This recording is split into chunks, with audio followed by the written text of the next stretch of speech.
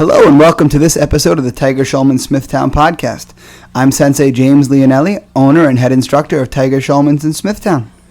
Today, I'm joined with one of my students, John, another one of the adult students from my program, who I think has a great story that everybody can learn from. So, John, please say hello. Hi, how you doing? All right, so John, please tell us a little bit about your background outside of and before you came to classes with us. All right, I'm 52 years old. I'm a journeyman carpenter, and I hold the title of maintainer, civil service title, and I work on a maintenance crew for a school district out in Nassau County. We do all of the facilities and buildings, maintenance, electrical, plumbing, construction, anything that doesn't have to go out on bid, we do in-house. So. Awesome. Sounds like a very physical job. Yeah, it is, absolutely. Okay, now like our last guest, like Steve last week, you also started out as a parent in the lobby. What brought your family here originally? I was looking to get my children into a martial arts program. I have, as you know, twins, and my daughter decided not to, which is a little disappointing, but I wanted to get them into a martial arts program because I think that this type of atmosphere breeds good self-discipline, self-confidence, and also, obviously, I want my son to be able to learn how to defend himself, if somebody wants to take advantage of him or bully him, in exactly. any way. As a parent, that's your greatest responsibility is to be able to take care of your kids. Yeah, no, and absolutely. make it so they can take care of themselves. Right. I looked at Tiger Schulmann, they saw the commercial for Tiger Schulmann right away, and they wanted Tiger. So, okay, I started asking a few questions. I asked a few people that were going to a couple of different schools, and I looked into Tiger Schulmann, and I liked the fact that it seemed to me that Tiger Schulmann was gearing their training now towards a more modern mixed martial arts. Mm-hmm. And I like the fact that they had kickboxing and the grappling or jiu-jitsu, because in my opinion, I think those are two of the best bases for a practical self-defense system. So it was a good fit. Yeah, absolutely. It's what we always gear for. We never, as a martial art, we never want to be rooted in the past just to be rooted in the past. Now, as I recall, didn't you start with Steve, who we talked to last week? Yeah, I did. I was out in the galley. I was out in the gallery watching my kid, and I was not in good shape. And I'll give you a little bit of background on that. I went to my doctor's, and he basically, at one point I was pushing like 300. And I went to do my yearly physical, and my doctor told me, look, if we don't get this under control, you're going to be looking high blood pressure medication. You're going to be heading towards diabetes, and I did not want any of that. So it was almost like the perfect storm, because right around that time, Mother's Day was coming up. You're offering the Mother's Day class, and then after that, you have for the Father's Day class and everything. So my wife came to the Mother's Day class, and she knows me. She came to me and she said, "Look, you need to go to the Father's Day class because I think you're going to like this. I think this is something you could do." And Logan started asking me, and then obviously you're over there pointing the finger. When are you getting on? So yeah, I jumped into the Father's Day class, and it was rough. It was a rough class, but I tell people this story. They don't believe me. They think I'm embellishing a little bit for effect, which I'm not. I did the class. When we were done with the class, it was rough. And when we were done, and we were doing a cool down stretching, and you were playing your music, and you were giving your motivational talk. And as I got my breath, I caught my breath back, and I was breathing and just stretched and relaxed. And there was a moment of just relaxation and like calm, and I knew right then and there, at that moment, I said, yeah, I'm gonna come here and give this a try, and what, like 4 years later, I'm still here. Yeah, something like that. Yeah. You were in the military, but I was in the military when I was younger. When I was a young man, I served during Desert Shield, Desert Storm. I always kept myself in good condition, but time goes on. I had an injury back in '08, a severe injury to my right calcaneus, and I kind of let that, with life and everything else, I kind of use that as an excuse to kind of go by the wayside. So I kind of let myself go, a bit of laziness, and using that as an excuse. So I really, really, needed to get into something, and I'm just glad I found this, Absolutely. And I mean, that's what happens to most people. Most people have some little hiccup in their life, some little thing that just throws them off path, and that's all it takes to throw them onto a completely different path altogether. Yeah, no, absolutely. Things happen, and then you can either go with it or you can let it take over. I kind of did. I kind of let it get the better of me, back then. And that just makes you human, just like every other person. Now, you've been really, really consistent throughout your training. Tell me about some of the landmarks that you've hit throughout your training.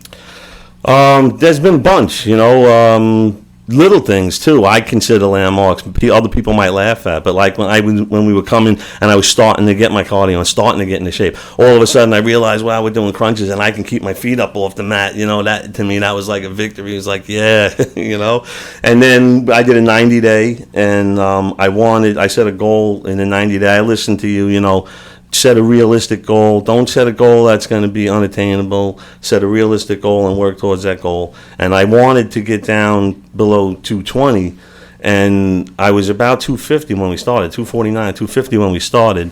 And on the way in the last day, I weighed in at 214.5. That was like that was like just unbelievable for me.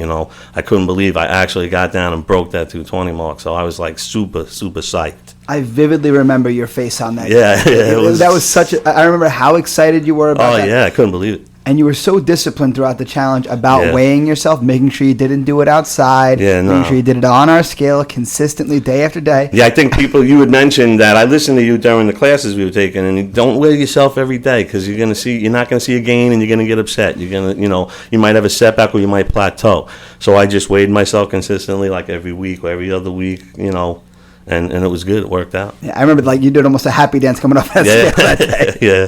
Even Logan Logan being John's son, came into class the next day and he was all bragging on his dad.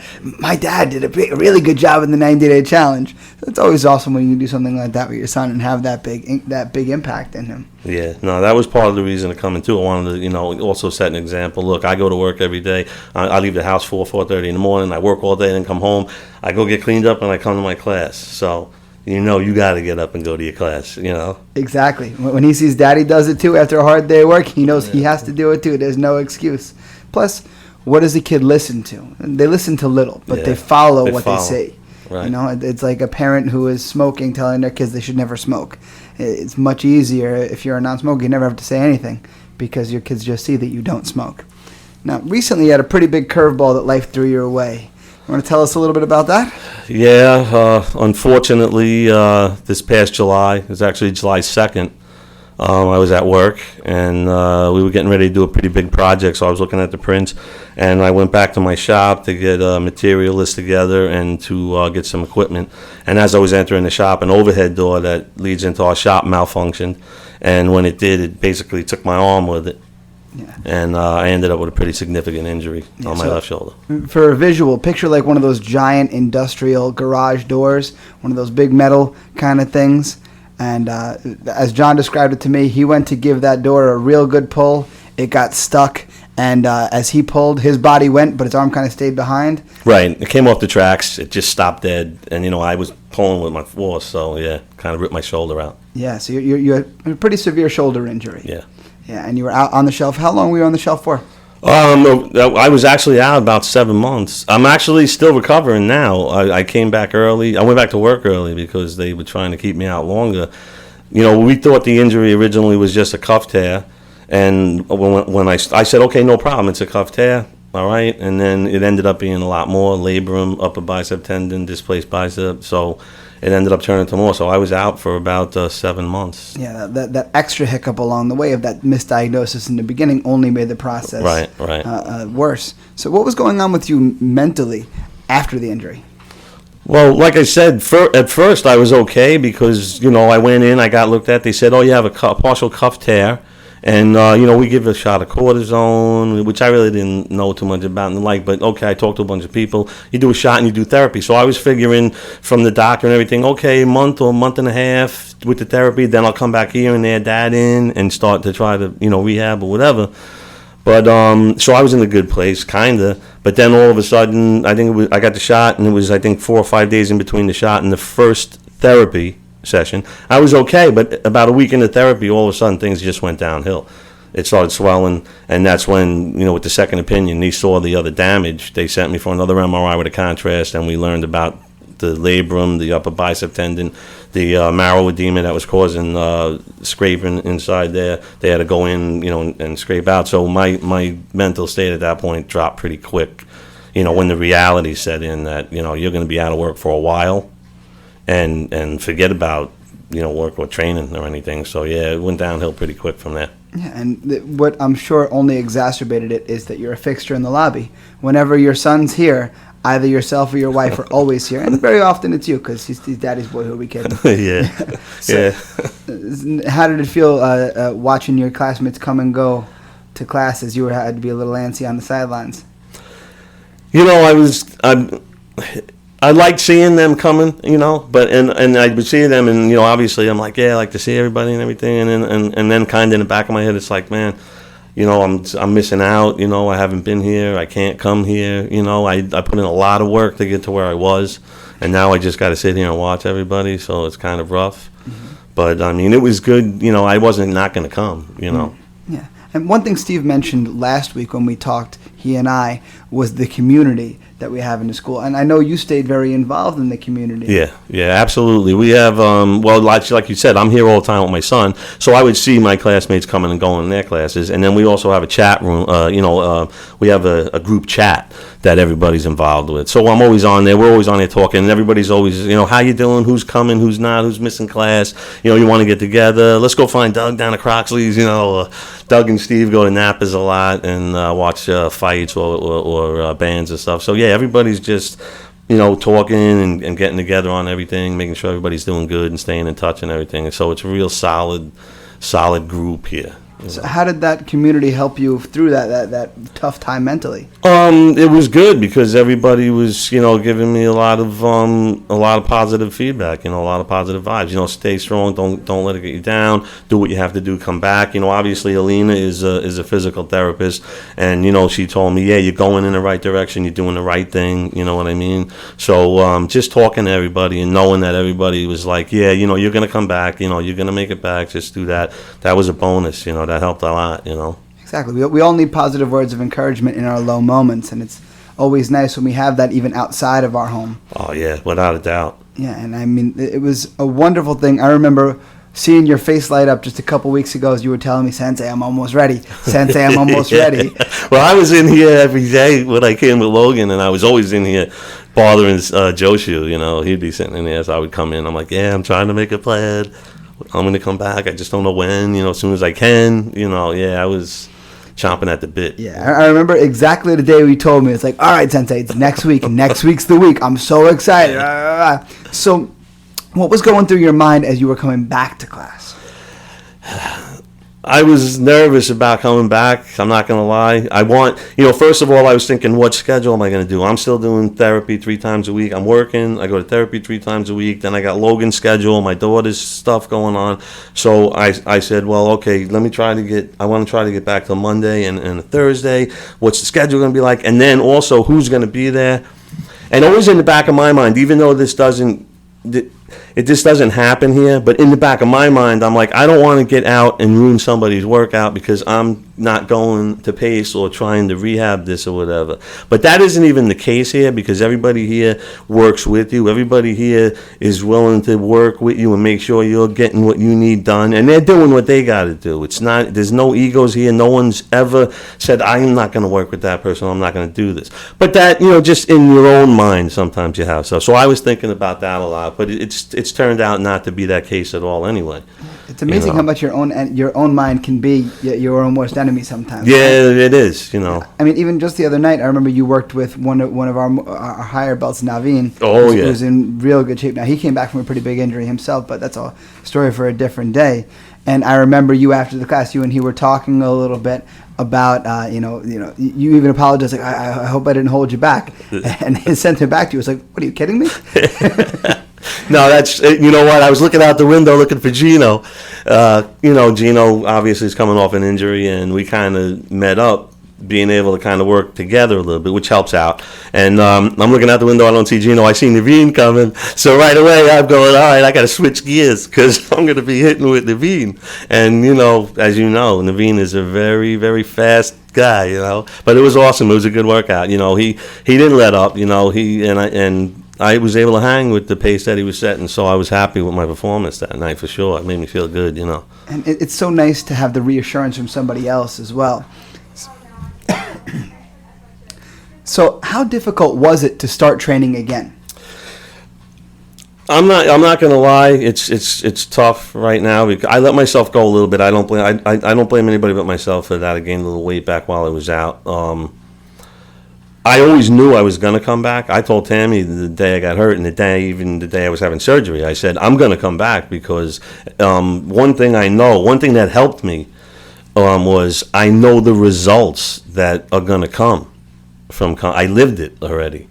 So as long as I come here and I put the work I have to put in, I'm going to get back to that. It's just a matter of time. But physically, yeah, it's a little demanding physically. I've been out for 7 months and I'm coming back, and being sedentary for that long and with the pain I have in the shoulder and everything, it's rough, but it's a good rough because it's leading into a direction where I want to be and where I want to go, and I know it's right there. It's just I have to just keep going in that direction. Yeah. So. I tell people all the time, people sometimes fear the first step, and they think the first step is the scary one. And the first step, yeah, it's a little scary.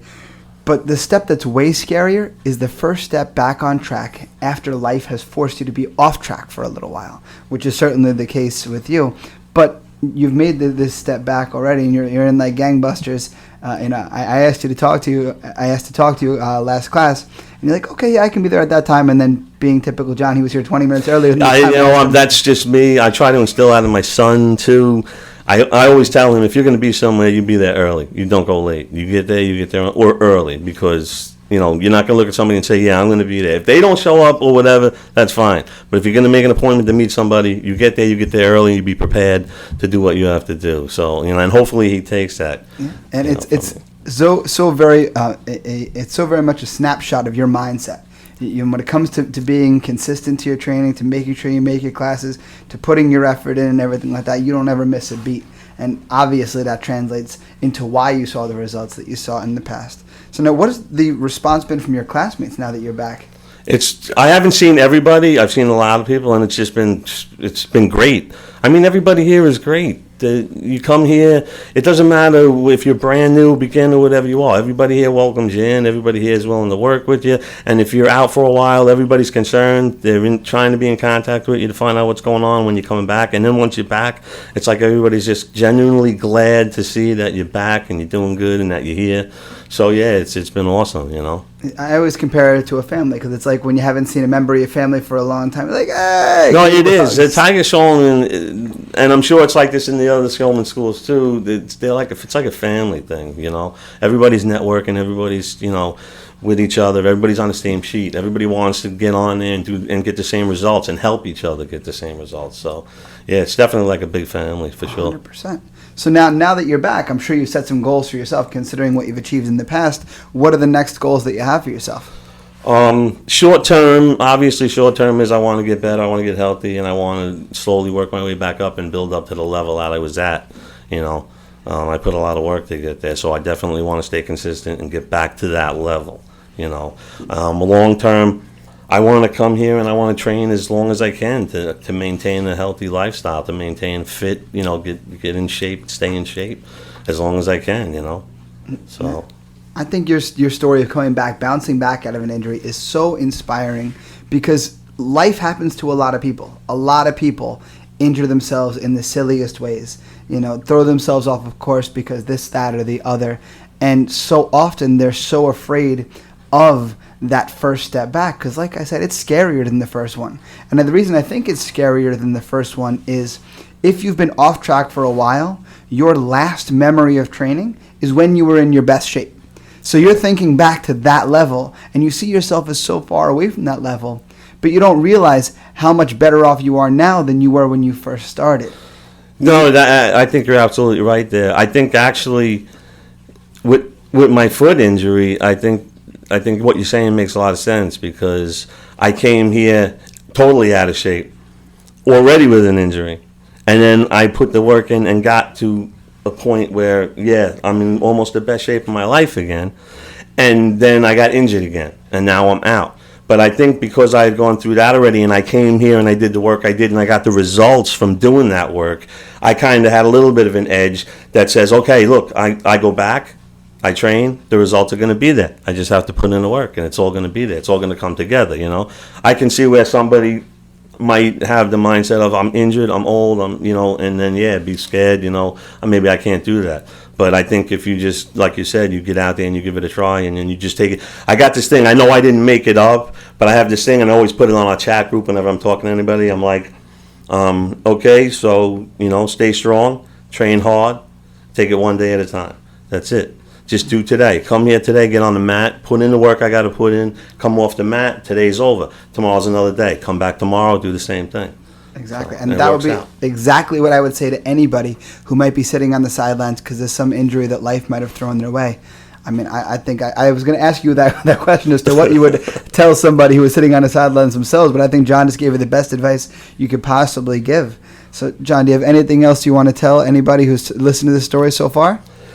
If you're sitting there, if you're hurt, or even if you're not hurt, you want to get into some kind of shape, whatever it is you want to do, just go do it. Just start doing it. Take it one day at a time. Just get that first day over with. When that first day is done, you're going to turn around and say, okay, I just did that. No problem. Tomorrow's another day. I'm going to do it again. And then before you know it, 3-4 days going by, it's a week. Now it's a month. Now it's a year. 4 years later, I'm still here, So exactly. I'm living proof, really. Yeah, just keep moving forward. That's it. John, I couldn't have come up with a better podcast ending if I had written it ahead of time with all sorts of preparation. So again, thank you for your time. Thank you for your story. Thank you for your sentiments. For you guys who are listening, thank you for listening. Again, please rate, review, subscribe. Please share the podcast too. That's actually the best compliment you can give me is if you share this around on your social media. Speaking of social media, you can find my school. We're on Twitter and Instagram at TSMMA_Smithtown. You can find us on Facebook at facebook.com/Tiger Schulmann Smithtown. You can find us online at TSK Smithtown. Find me online via email at senseileonelli@gmail.com. I'm at sensei_Leonelli on Instagram and on Twitter. And you can also find the podcast on Instagram. We're at TS Smithtown Podcast. So that's everything I have for you guys for this week. Until next time, I'll see you guys on the mat.